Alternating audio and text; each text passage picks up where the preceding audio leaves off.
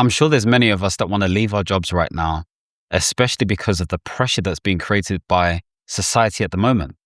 But there is a big mistake that many people make before they start venturing into consulting or entrepreneurship or doing anything that requires some level of independence. So today, I'm going to be talking about that one thing. And so let's get straight into it. So topic for today is the number one mistake people make when leaving their job and how to do it right. Or at least my opinion anyway. So a quote I've got here is, most people chase independence and end up overwhelmed. The right order is what keeps your exit stress free. Now, a lot of people feel overwhelmed because, number one, the reason why most people leave their jobs is because of someone in the space that has made it feel unwelcome for them. So there may be some toxic manager. There may be a colleague who is low-key bullying them. They may have outgrown the space. And so out of a lack of patience and not wanting to tolerate that nonsense anymore, there is a sporadic nature to quit. And to be honest with you, I have done this myself. I got to a point where I was so fed up with what was happening in the place of work that I was in that I decided to venture out. And actually, I had just cause for it. I was diagnosed as clinically stressed. I think that is the term, at least anyway, by the GP. I had at least a month off to really think about, consolidate and rest around the situation I was in. But I was in a different situation back then. And this doesn't necessarily work out for everybody because you may have a wife, a husband, a partner, pets, kids, whatever it may be that you need to cater for when it comes to finances. And so there is a way to think about it for sure. And so if we just have a little bit of a pit stop, if you're interested, in potentially learning how you can become successful as a portfolio consultant, somebody who can venture out on their own, find their own deals and develop value for companies and organizations and people, then fill out your interest on this form below. So I may do this, I may not do this, but the more people who fill this out, the more likely I'm going to do it. So if you're interested in this, then fill out this Google form and we can get to it. All right, thank you. So as we keep it moving, there are too many professionals that treat their job as a dead end. They're not necessarily seeing the value of what their current job provides to them. Why? Because they've never been in a situation where they've been able to clearly articulate what they've been doing. And so this is your opportunity to be crystal clear about what your role is. I know sometimes we don't get job specs, but what is your role? Okay. What has it been over the last couple of years or months? Number two, what big problems have you solved? If you can articulate that well, very succinctly, that may help you in your cause when you transition to do your own thing. And number three, what clear deliverables have you achieved? What tangible outputs have you achieved when it comes to your specific role? So if you can clearly articulate those things, the market is more likely going to be geared towards your services, if it's services that you are offering. And so what some people do also is that they jump straight to consulting or contracting, but they don't have a plan. And when it comes to a plan, you can check out my whole YouTube channel. I've even got a step-by-step free resource on my landing page somewhere where you can check out how to transition to that space, So there are loads of things available that enables you to follow a step-by-step. So you're as in the know as possible. So that's another mistake that people make. They're not in the know when it comes to their plan. And this is where speaking to people becomes really, really important and knowing what you can and can't do.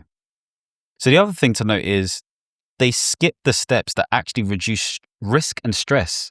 What that really means is that because of impatience, there is this lack of ability to basically follow each step. They want to skip steps because they think that actually, it may have worked for somebody like that, but I know I can do X, Y, and Z. But it's not because they actually know.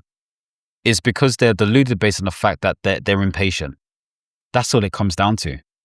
So you have to have an inner discipline to follow things properly, whether it's to have certain insurances in place, whether it's to speak to certain people so that you could get the door that you need to enter a certain industry.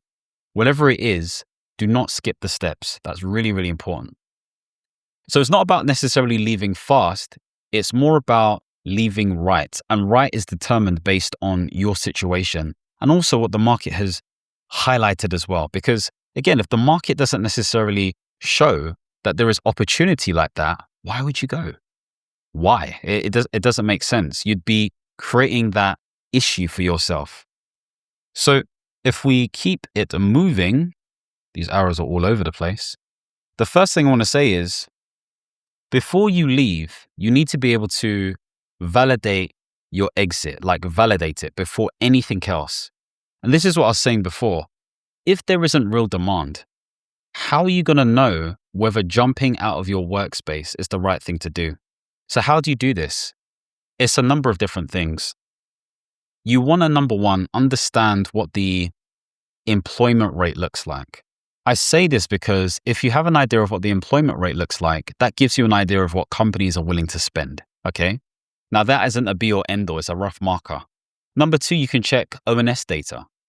You can check the Office for National Statistics or any local sort of like or national statistical website for your country that shows you which industries, again, provides the most services or is most dominant. So within the UK, as an example, professional services roughly cater towards 80% of the revenue or growth within the UK. So services make sense.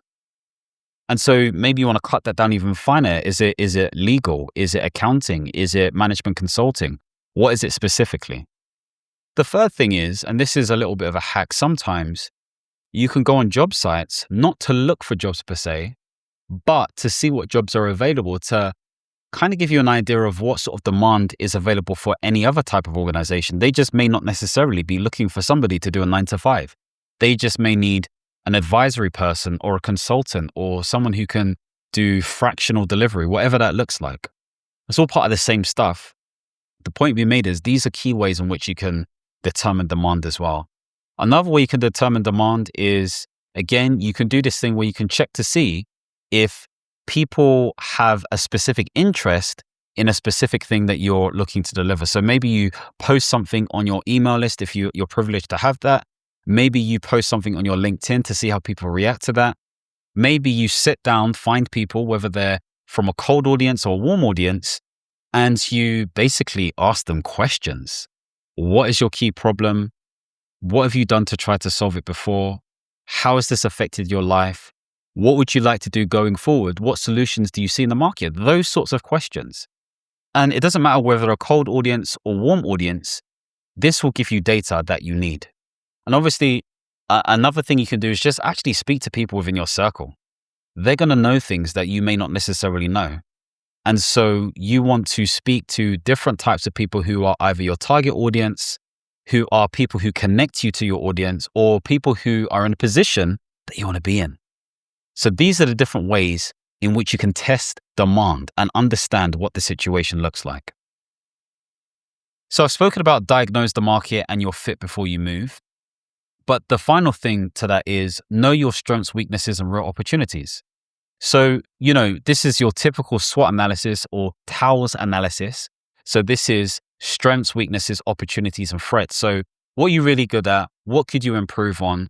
Based on what you're good at, what opportunities exist based on all of the research you've done before, and what poses as a threat to you.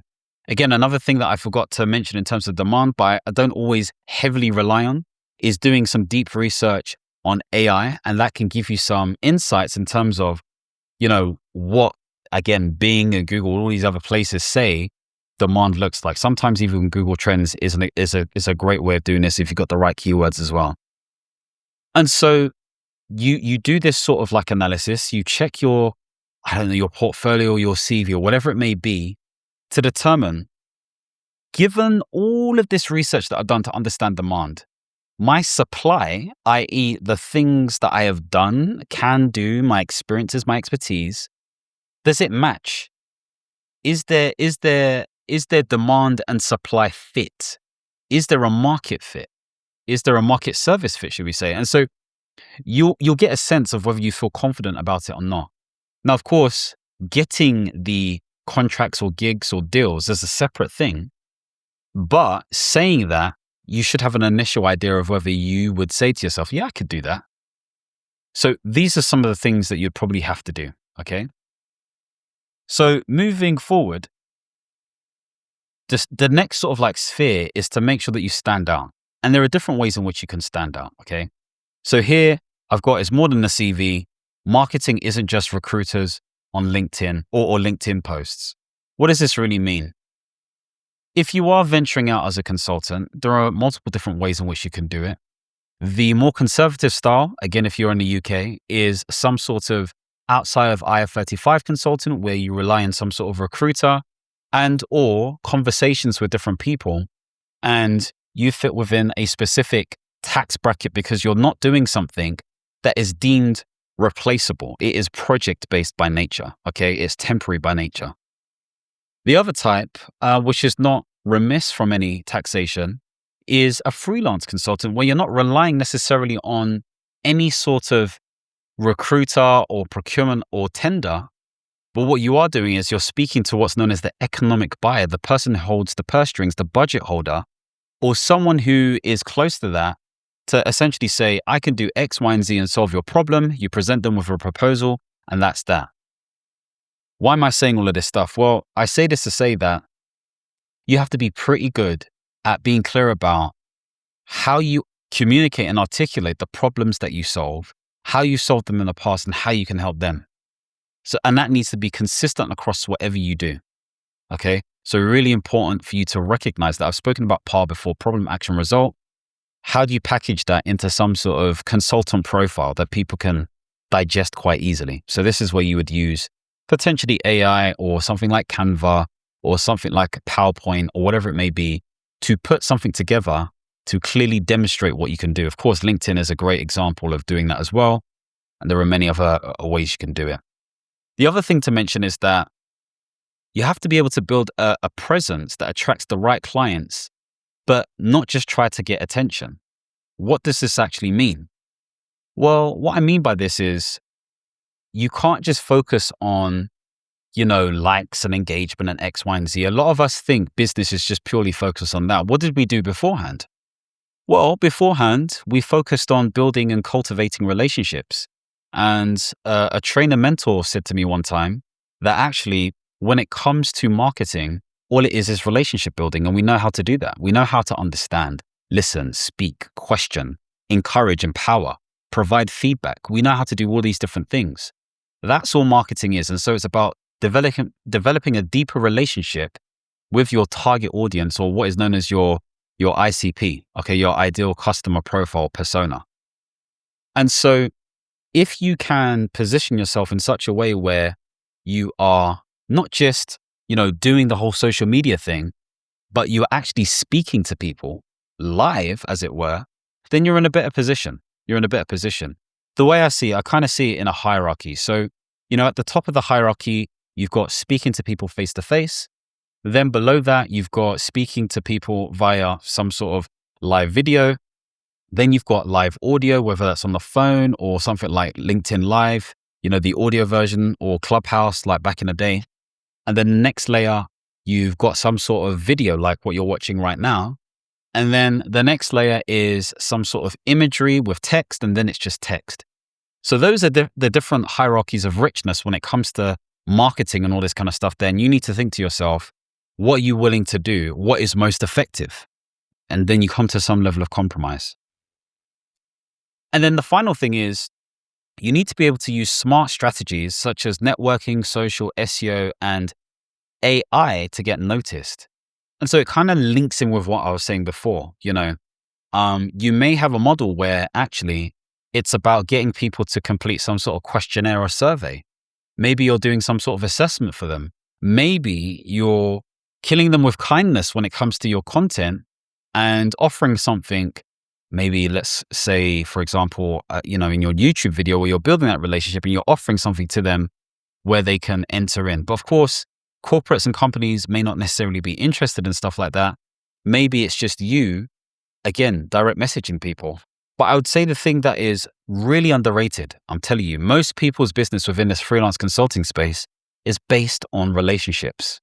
It's like even when I was doing sort of like the inside of IR35 contracting, it was all because of relationships. Pretty much, yes, I applied for things here and there, X, Y, and Z, blah, blah, blah.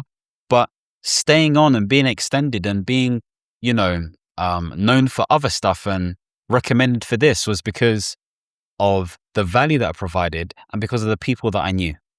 I didn't know it was going to be that way, but relationships above anything else is the most important thing. I know somebody who's been a freelance consultant for the past 2 years, and they're getting work from a WhatsApp group because CEOs are within that WhatsApp group. It sounds insane and we want it to be glamorous, X, Y, and Z. Oh no, it's not systematic, but it's been working for 2 years. So relationships should not be underestimated by any means. So our next sort of like section is always centered around building authority and not just creating this hype. So it comes back to what I'm saying before. And this is why it's so important to have some level of credibility. And the way you do this is you assess everything you've done before in your past. You kind of thematically define, the different sort of like phases that you've been in, and you map out what your framework looks like. Of course, you may be working to a framework. Of course, that may be the case, but sometimes that isn't the case. So what is your proprietary thing? So for me, something that I've been developing is what's known as running effective programs of work. This is my own framework that I've put together based on my many years of being involved in some sort of program of work, program management, whatever it may be, implementation is all connected. And so you need to think to yourself, what is your intellectual property? What does that framework look like? So that's the first thing. The next thing to talk about is you need to be able to evidence your results. So you can go into my LinkedIn right now and you'll be able to see testimonials upon testimonials of various different things. But I'm always asking for some sort of testimonial to evidence how well, it's likely going to be well, how well I've done in relation to X role or contract or consulting gig or whatever it may be. So if you want to see examples, you can check them out for yourself as well. And, the final thing to say is that it's not just based on necessarily what you say. You have to evidence what you've done. You have to evidence what you've done. So if I'm bringing this into some sort of nutshell, the one mistake that people make is that they don't necessarily plan for their exit. That's what it comes down to. They don't plan for it. It's not always going to come down to a plan, but have some sort of high level plan. And really it comes down to some of those things I was talking about before. Number one, be clear about the market demand. Really, really important. And understand how you can fit that demand. Number two, be really clear about the value that you can provide, and also make sure that you speak to the right people so that you can understand like whether it makes sense to do certain things or not. So that adds to that nuance. And number three, make sure that you provide some sort of, authority through the things that you have developed over the years. And this is going to be expressed through your forms of marketing, whether that is offline or online measures, okay? Or methods, should we say. So hopefully that's given you a strong idea of, again, what mistakes to avoid when you do decide you actually want to quit and go down this route. It's not easy, but it can be done. And so to finally sort of like bring this home, there's a quote that I wrote that says, calm and confidence comes from following the right sequence, not skipping steps or chasing shortcuts. So really, really important. Do not skip the steps. And as I said at the beginning of this video, if you are interested in learning how to become a successful portfolio consultant, then fill out the Google Forms below. I might be doing something in April, May. We'll see what happens. But if enough people put in their interest, then we'll see. All right. So thank you very much for watching this video. Let me know what sort of topics that you want to see. Okay. What things am I missing? What things would you like covered? More than happy to consider some of those things. If you want to see more things centered around portfolio careers and independent consulting, don't forget to like this video, subscribe to this channel, and hit the notification bell. And as always, my friends, understand, reach, and expand. Peace.